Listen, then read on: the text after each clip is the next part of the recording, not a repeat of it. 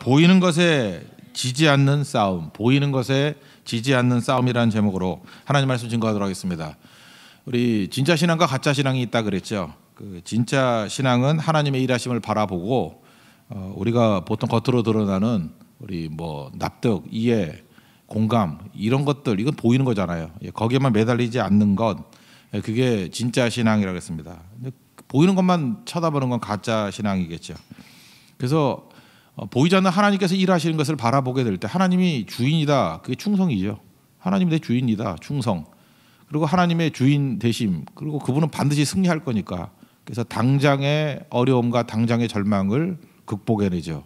그게 인내입니다. 한자로 얘기했죠. 이렇게 가슴에 심장에 칼이 꽂힌 거라고. 가슴에 심장에 칼이 꽂혔음에도 불구하고 그 내자라는 게 이을 이자거든요. 이을 이자의 촌. 그러니까 촌음도 중단하지 않고 이어서 계속한다. Keep going. 그러니까 인내라는 건 뭐예요? 가슴에 칼이 꽂힌다 할지라도 중단하지 않고 계속할 수 있는 것. 그게 인내라는 거예요. 참 너무 멋진 표현인 것 같아요. 인내. 그죠? 그래서 하나님의 일들을 계속할 수 있다는 것입니다. 이건 무슨 얘기죠? 가슴에 칼이 꽂혔다는 건 뭐예요? 상황으로 볼 땐 최악이죠. 환경적으로 볼 때는 눈에 보이는 것은 잘 안 되는 것 같이 보여도 주님 바라보고 끝까지 간다는 것입니다. 그게 충성과 인내예요. 디모데후서에서 나오는 굉장히 중요한 개념입니다. 충성과 인내. 이게 아니면 가짜들은요. 눈에 보이는 거예요. 세상의 보상을 바라보고 또 고난 없는 거 이런 거 바라본다는 거예요. 그러니까 고난만 오면 한 방에 날아가 버리죠. 보상이 없으면 한 방에 날아가 버리죠. 그래서 결국은 믿음이 아니니까 그 고난이 오면 믿음 같이 보였던 것들이 다 박살이 나 버리는 거예요. 그래서 가짜임이 만천하에 드러난다는 것입니다. 그러므로 지금도 그래요. 보이는 것에 매달려 있는 신앙은 껍데기인 신앙인데 신앙이 아니라는 거예요. 그래서 오늘 중요한 게 뭐냐? 보이는 것에 지지 않는 싸움을 벌이는 게 진짜 신앙이라는 것입니다. 이렇게 보이는 것 매달렸던 사람 가운데 날아간 사람들을 표현하고 있습니다. 15절을 보시면 아시아에 있는 모든 사람이 나를 버린 이 일을 내가 아나니 그 중에는 부겔로와 허모게네도 있느니라. 여기서 아시아라 하면 터키를 얘기하죠. 터키에 소아시아에 그 7교회 있었는데 지금 가보세요. 뭐 없다 그러잖아요. 다 버렸다라는 거예요. 그 중에 이름을 대고 있습니다. 부겔로와 허모게네 이렇게 이름을 썼던 이유가 뭘까요? 초대교회 당신의 누구나 아는 믿음 좋은 사람. 우리도 그럴 수 있죠. 이렇게 유명한 사람이에요. 왜 유명한 사람이 됐을까요? 눈에 보이는 거 따라다니니까 이렇게 눈에 띌 때는 나서고 눈에 안 띄는 건 다 사라지고 가짜들의 특징이거든요. 그래서 여러분 눈에 띈다고 이게 진짜라고 생각하면 곤란합니다. 그래서 교회가 왜 그래? 그거 가짜들이에요. 진짜 믿음 좋은 사람은 숨어 있을 가능성도 커요. 물론 드러난 사람이 다 가짜라는 거 아니고 이게 섞여 있겠지만 그래서 부겔로와 허모게네라고 얘기할 때는 누구나 아는 믿음 좋은 사람. 그리고 이렇게 생각했을 거예요. 다른 사람이 생각하기를 절대로 복음을 버릴 것 같지 않은 사람. 그죠? 절대로 복음을 버릴 것 같지 않은 사람. 당연히 충성할 것 같은 사람. 그런 사람들이 여러분 자신이라고 생각하십니까?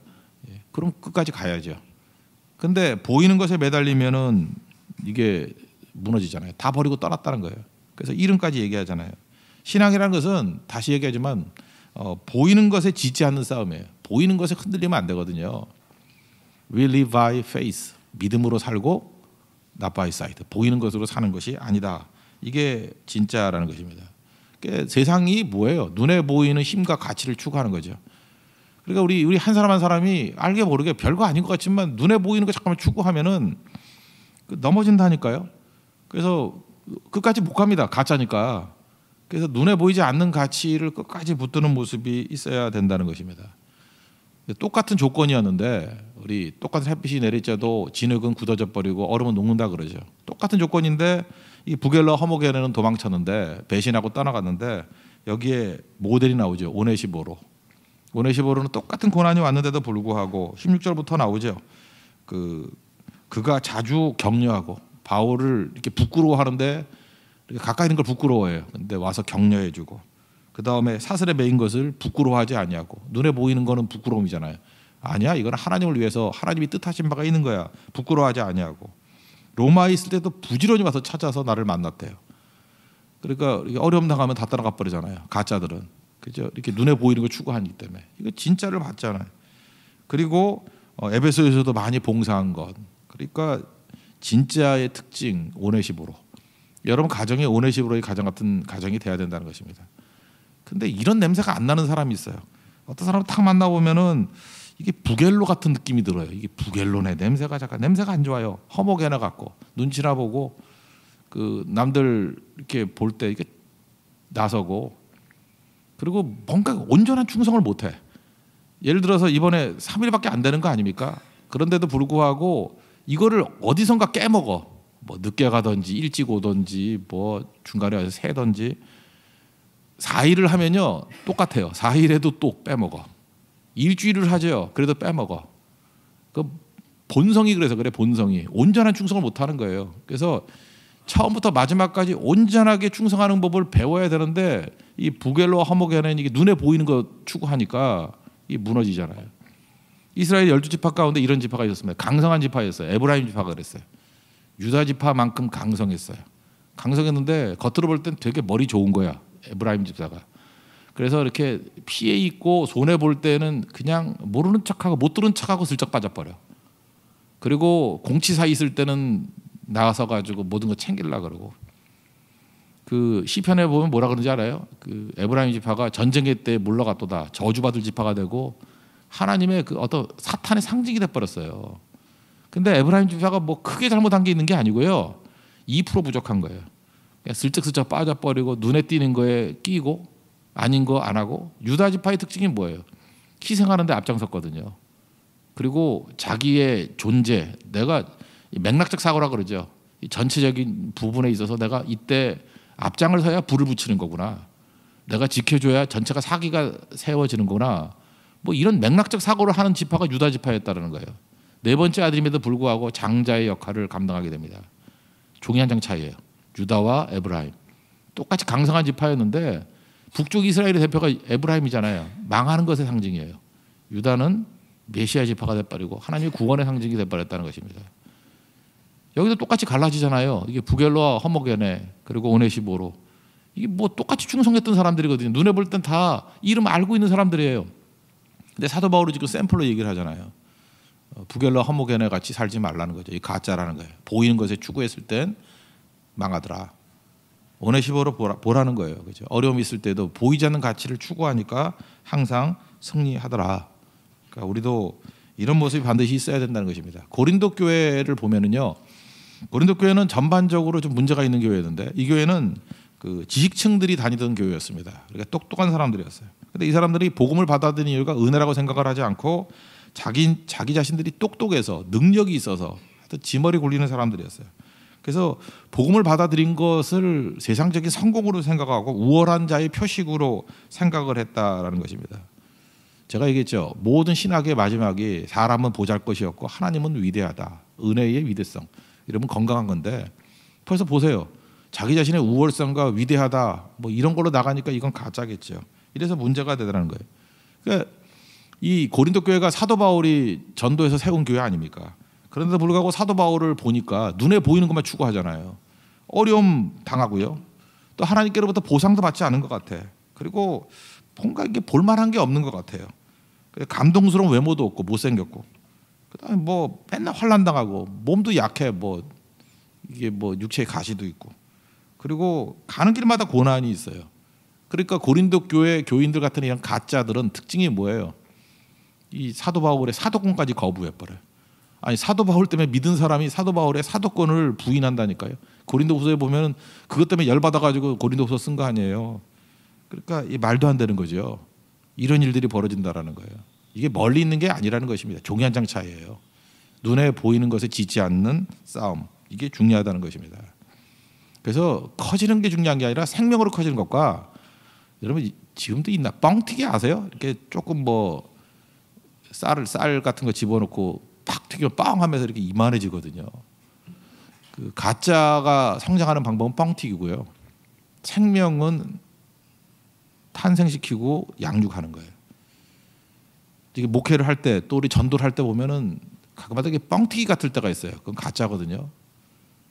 근데 생명, 이 열매를 맺는 생명으로 가야죠. 요한복음 12장 24절 보니까 한 알의 밀이 땅에 떨어져 죽지 않으면 한 알 그대로 있고 죽으면 많은 열매를 맺느니라. 이게 생명이에요. 생명 어디서 났냐면 죽는 거에서 나타난다는 것입니다. 유다 지파의 특징이 뭐예요? 죽는 거였다고요. 부겔러 허모게너의 특징이 뭐예요? 죽지 않았어요. 그 뻥튀기예요. 그러니까 가짜기 때문에 위기 상황이 오니까 그냥 한 방에 날아가 버리죠. 그러므로 오네시모로 같이 하나님의 은혜 가운데 은혜 붙들고 보이지 않는 가치를 붙들고 충성과 인내가 있는 하나님 백성 되기를 바랍니다. 요즘에는요, 제 또래들도 이제 무지하게 많이 카카오톡 이런 거 단체방 하는 것 같아요. 아, 나 미치겠어. 원하지도 않는데 잠깐만 초대를 해가지고 하여튼 보게 아저씨들이 뭐 이렇게 초대를 해요. 제가 그걸 분석을 해봤어요. 도대체 이 친구들이 뭐를 올리나 보니까 세 종류로 얘기할 수 있어요. 하나는 억지 감동, 뭐 어디서 이렇게 감동적인 것들이 있죠. 뭐 이런 거 다 긁어 모아. 우리에게도 어떤 집사님 맨날 그런 거 올리는데 전체방에 올리지 말라 그러는데 잠깐만 뭐 다 하는 건데 그죠? 이렇게 잠깐 올려와서 본인이 감동해서 견디지 못해가지고 잠깐 올려 그런 거를. 근데 사실 저는 똑같은 거 뭐 10군데도 더 봤거든요. 아, 머리 아파 죽겠어, 그죠? 두 번째는 옛날 이야기. 공감은 되는데 우울해. 뭐 옛날엔 이때는 이랬는데 이거 그래서 기분이 나빠 읽어보면 공감은 되는데. 그리고 세 번째는 어설픈 유머, 아재 개그 뭐 이런 거. 그 중에 하나를 얘기한다면 골프와 자식의 공통점 이런 거더라고요. 근데 똑같은 거 여러 번 봤어요. 안 된다 시리즈예요. 골프 치시는 분들은 아시겠죠. 골프와 자식 공통점. 쥐어 패면 안 된다. 땅만 파지는 거죠. 그 다음에 끝까지 눈을 떼면 안 된다. 뭐 이렇게 안 된다 이렇게 운율을 맞췄어요. 아재 개그의 특징은요, 이성이기 때문에 뭐가 맞아요. 이렇게 안 된다. 제일 웃겼던 게 뭐냐, 내 마음대로 안 된다. 근데 여기서 제가 느꼈던 게 뭐냐면 생각보다 장년들이 지금 분노심이 많거든요. 산업시대 사람들이 분노가 많아요. 분노가 왜 많냐 하면은 그때 당시에 이념 자체가 이성이거든요. 하면 된다 뭐 이런 거였어요. 그러다 보니까 내 마음대로 돼야 되거든요. 컨트롤이 돼야 된다고. 근데 통제가 안 될 때 분노하는 거예요. 내 마음대로 자식도 안 되고 내 마음대로 뭐 되는 일이 하나도 없어. 그러니까 화가 나는 거죠. 세상의 성공은요, 노력으로 되는 것도 아니고 사실 보면 50대에서 제일 많이 하는 얘기 중에 하나가 운칠기삼 이런 거예요. 그러니까 뭐 재주, 능력 이런 게 3이라 그러면 운이 70이라. 사실은 운이 은혜잖아요, 은혜. 이제 많이 꺾인 거죠. 사실은 은혜가 100%인데 믿지 않는 사람들이니까 그렇게 말을 못하고 운칠기삼 이렇게 얘기한다고요. 여러분 잘 보세요. 왜 사람들이 이렇게 뭘 했을 때 운보다도 노력을 강조할까요? 노력해서 뭘 이뤘다. 그래야 폼이 나거든. 폼 나니까. 그래서 많은 사람들이 이게 뭐 은혜로 됐다 그러면 기분 나빠하고요. 뭐 노력해서 됐다 그러는 거에 너무너무 마음을 두는 것 같아요. 근데 실제로 봐도요. 여러분 성공하는 사람들 보면은 노력해서 성공하는 사람 별로 없어요. 제가 이제 목회를 해봐서 아는데 되게 성공하는 사람들은요. 성격이 좋거나 사실은 재능이 있는 사람이 되는 거예요. 저도 이렇게 보면요. 어떤 사람이 재능 없는데 특별히 노래 같은 거예요. 재능은 없는데 너무 좋아해서 노력을 해. 안 되거든요. 안 되는 거야. 특별히 교회 같은 데는 이제 음악 같은 거 많이 보잖아요. 뭐 찬양팀 이런 거 보면은 찬양팀을 너무 하고 싶어가지고 너무 노력을 해.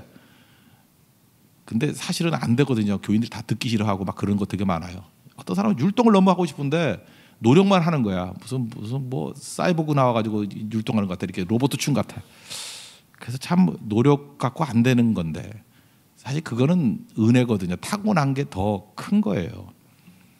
공부는요. 내가 공부 잘하는 애들 제가 보니까 공부 잘하는 애들은 특별히 이런 것 같아요. 성격이 못 되고 집요한 애들이 공부를 잘해요. 그래서 제가 만나보니까 공부를 잘하는 사람들이 성격이 안 좋아. 성격이 안 좋으니까 혼자서 공부를 하죠. 성격 좋은 애들은 관계를 맺어야 되기 때문에 공부할 시간이 없어요. 그죠? 근데 교회에서 진짜 필요한 건 성격 좋은 사람이거든. 그래서 성격은 안 좋고 집요하네. 성격을 안 좋고 또 집요하지 않으면 또 그건 아무것도 못해 걔는. 근데 잘 보세요. 이런 거 보면은 이것도 뭐 노력으로 뭐 굳이 다 되는 것도 아니잖아요. 타고난 게 있다고요. 이게 머리도 있고. 그런데도 불구하고 사람들이 자꾸만 이거를 이렇게 붙드는 이유 중에 하나가 그거예요. 통제가 가능해야 되거든요. 예측이 가능해야 되거든. 그래서 인과율이라는 게 있잖아요. 원인과 결과. 산업시대에서 정말로 정가의 보도같이 붙드는 게 욥기에 나오는 세 친구들과 똑같은 거예요. 왜 인과율을 믿죠? 원인과 결과라고 얘기해야 내가 예측이 가능하잖아. 그죠? 선악과예요. 내가 예측이 가능해야지 안심이 되는 거지. 내가 예측 못하는 거에 대해서 우린 분노해요. 그래서 내가 상상도 못한 일이 벌어지면 화가 나는 거예요. 근데 은혜의 세계가 그런 거거든요. 내가 꼭 노력한다고 되는 게 아니고 주가 일하시네. 그때 이게 다 무너져 버리는 거예요. 그럼 뭐야? 그래서 자아가 죽지 않으면요 은혜의 세계로 들어갈 수가 없습니다. 하나님께서 일하신다는 것을 믿고 나아갈 수가 없다라는 거예요. 그래서 인과율이 맞지 않으면요 사람이 불안해져요. 저는 이렇게 생각합니다. 성공이라는 것은 불안하지 않아도 되는 삶, 그게 성공한 인생이에요. 두려움이 없는 삶. 1장 7절에 나오잖아요. 하나님께서 우리에게 주시는 마음은 두려워하는 마음이 아니라고. 여러분 자꾸만 두려워하는 이유 중에 하나가 뭐냐면요, 아직 자아가 안 깨졌기 때문에 그래요. 자아는 뭘 요구하는지 알아요? 예측 가능한 걸 요구해요. 예측 가능한 건 뭔지 알아요? 내가 노력하면 결과가 나온다, 이걸 믿고 싶어요. 노력하면 결과가 나와야 돼. 그래서 예측 가능한 인생은 뭐냐 하면 뭐가 좀 안 되죠. 그럼 기도 안 하고 더 열심히 뛰어. 아 이게 뭐가 잘 안 돼. 그러면 더 열심히 하자. 그래서 몸만 축나. 사실은 하나님께서 주시는 건데 그걸 모르고요. 그렇게 나간다니까요. 그리고 모든 판단을 인과율로 해요. 인과율은 뭐예요? 내가 예측 가는 거거든. 컨트롤이 되거든요. 인풋이 있으면 아웃풋이 있기 때문에. 근데 그게 나이 들어서 보니까 하나도 안 맞으니까 기껏해 한다는 소리가 운칠기삼 그래요. 실제로는 100% 은혜예요. 하나님께서 일하시는 거거든요. 하나님께서 은혜를 믿고 있는 백성이 충성하고 인내하는 거예요. 결과적으로 일은 더 열심히 해요. 그 사람들이. 자기가 한 걸로 믿지 아니하고 하나님의 은혜를 믿는다는 것입니다. 여기 잘 보세요. 부겔러 허모게네. 이 사람들은 인과율을 믿었던 사람들이고 자기 노력을 믿었던 사람들이에요. 눈에 보이는 것과 죽어라 뛰는 사람들이에요. 굉장히 열심히 사는 것 같이 보이죠. 오네시모로도 마찬가지예요. 그 사람도 열심히 뛰었어요. 근데 본질이 달라요. 이 사람은 눈에 보이는 것 갖고 뛰는 거예요. 근데 보상이 없고 고난이 오지요. 덮어뜨릴 힘이 없어요. 나가 떨어지는 거예요. 근데 오네시모로는 똑같이 충성을 했지만 이거는 인과율을 믿고 노력을 믿고 충성한 게 아니고 하나님의 주대심을 믿는 거예요. 로드십을 믿는 거예요. 그래서 충성하는 거고 가슴에 칼이 꽂힌다 할지라도 keep going 할 수 있는 인내가 있는 거예요. 이 진짜거든요. 이걸 구분해낼 줄 아는 우리 믿음의 종 되기를 바랍니다. 이번 선교사역 3일이지만 이 선교사역이 여러분 인생의 축소판이라고 한번 생각해 보세요. 그러면 처음부터 마지막까지 온전하게 충성하십시오. 그저 이렇게 에브라임 지파같이 결손된 눈에 보이는 것 가지고 이렇게 부분적인 충성이 아니라 온전한 충성. 한 알의 밀이 떨어져 땅에 죽는 것 같은 충성을 해보십시오. 그리고 하나님이 일하신 걸 바라보고 인내하십시오. 그러면은 오네시모로의 가정에 임했던 축복과 같이 그죠? 엄청나게 하나님께서 부어주시는 열매와 승리를 맛보는 인생이 될 것입니다. 이번 우리 선교사역 가운데 부겔러 허모게네가 아니라 오네시모로의 가정과 같은 충성이 있는 열매가 있는 또 칭찬과 축복이 있는 우리 거룩한 사역과 축복이 임하는 우리 교회 되기를 원합니다. 모두 자리에서 일어나겠습니다. 우리 주가 일하시는 것을 바라봅시다. 우리 날이 저물어 갈 때 찬양하겠습니다.